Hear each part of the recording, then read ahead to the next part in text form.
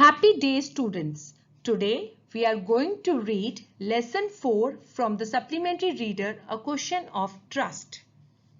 Actually students, it is said that you must set a thief to catch a thief. But it is also said that there is honor among thieves. Which saying does this story illustrate? We'll find out when we will read the story. Let us first discuss about the theme. The theme of the story is you should not trust anyone without knowing about that person. In the story, the lady in the house pretended to be the owner and Horace, the protagonist of the story, trusted her words. The lady was a thief too, but Horace did not suspect her and trusted her.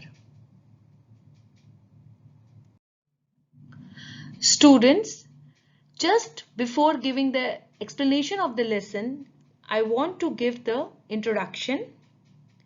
The story is about a man named Horace Denby, who is 50 years old and everyone around him thinks he is a good and an honest man. He used to build locks and used to earn enough profit so that he could hire 2 servants to help him. He was sent to jail once about 15 years ago because he used to commit robberies every year. This year, when he goes to a house for robbery, he meets a woman who pretends to be the owner of the house. Later, when he leaves from there and is arrested, after 2-3 days, he comes to know the truth of that lady. The author of the story is Victor Kanick, who was a prolific British writer of novels and thrillers who flourished in the 1950s, 60s and 1970s. Now I will explain you the story. Horace Denby had a good reputation in the society. He was about 50 and unmarried. He made locks and had 2 helpers. He was well and happy, but he had attacks of hay fever in summer. But he was not completely honest. He had served his first and only sentence in a prison library. He had a passion for books. He loved rare and expensive books. Horace Denby robbed a safe every year. He stole enough to last for 12 months. He secretly bought the books he loved through an agent. He was now out on committing a robbery. For 2 weeks, Horace had studied the house of Shotover Grange. He had to burgle this house. It had £15,000 worth of jewels in the Grange safe.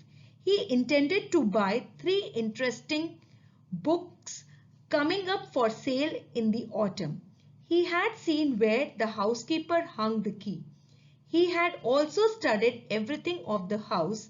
These were the rooms, the electric wiring, paths, and the garden before the theft.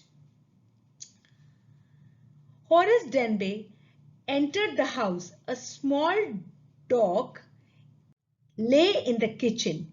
He silenced it, calling it by name. The safe was in the drawing room. There was a great bowl of flowers on the table. He felt his nose tickle. He started sneezing. The safe was not hard to open. He went into the hall to cut the wire of the alarm bell.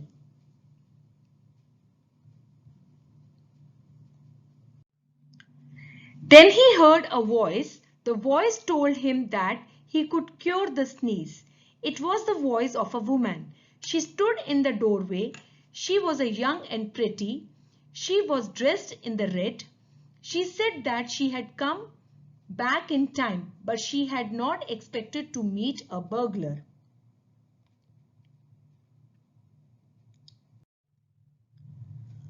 The young lady very confidently asked Horace what he was doing. His first thought was to run. The lady told him that she would telephone the police. She would tell it about him. Horace Denby told her to let him go and forget she never ever saw him. But the lady laughed and he begged her. He promised her never to commit a burglary if she let him go.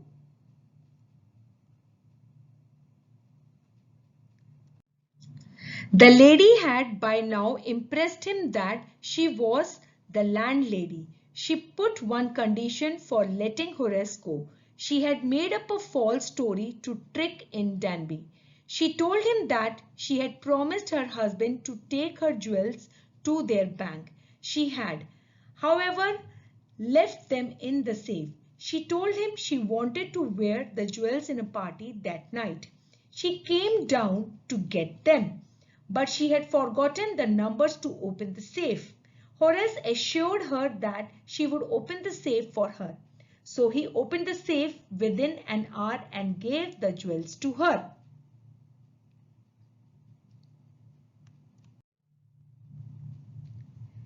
On the third day, Horace thought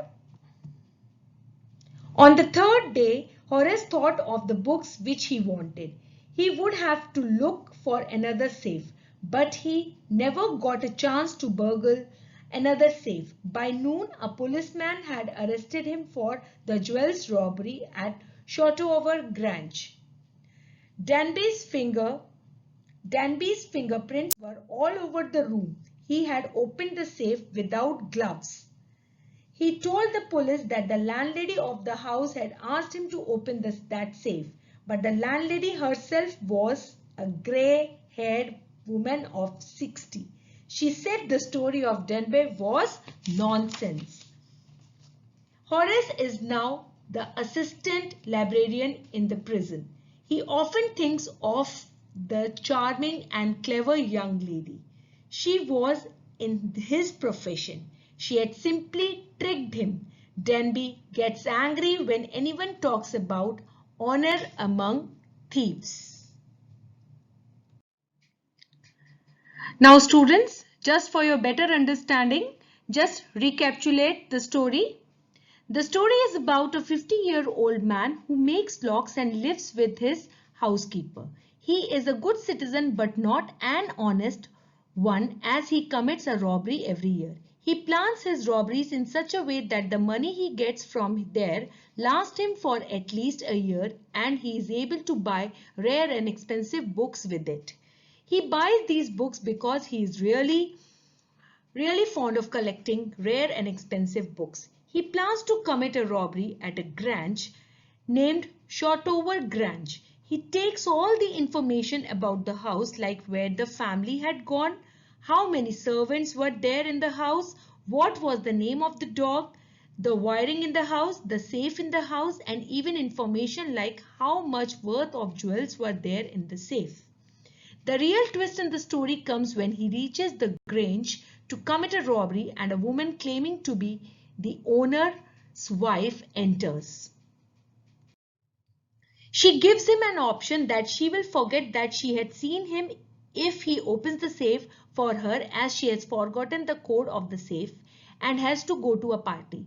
He does not realize that he is opening the safe for another thief and that she is not the actual owner of the house. He leaves happily thinking that he is safe, but doesn't realize the fact that he had opened the safe for someone else, that too without wearing his gloves. 3 days later, a police officer comes and arrests him, saying that his fingerprints had been found at the Shotover Grange. He then realizes that he had been fooled by a lady who was herself a thief and from the same background as his. He is sent to the jail and becomes an assistant librarian. He feels angry whenever someone talks about honor among thieves, as he had been cheated by one from his own community. Now children, let's have the look at the new words. We have hay fever, that means a fever due to allergy. Expensive means costly. Burglar alarm, alarm bell to indicate burgle. Sneeze, to bring out breathing air forcefully. Bowl, that is container. Tickle, some sensation. Thank you children. Hope you have understood the story.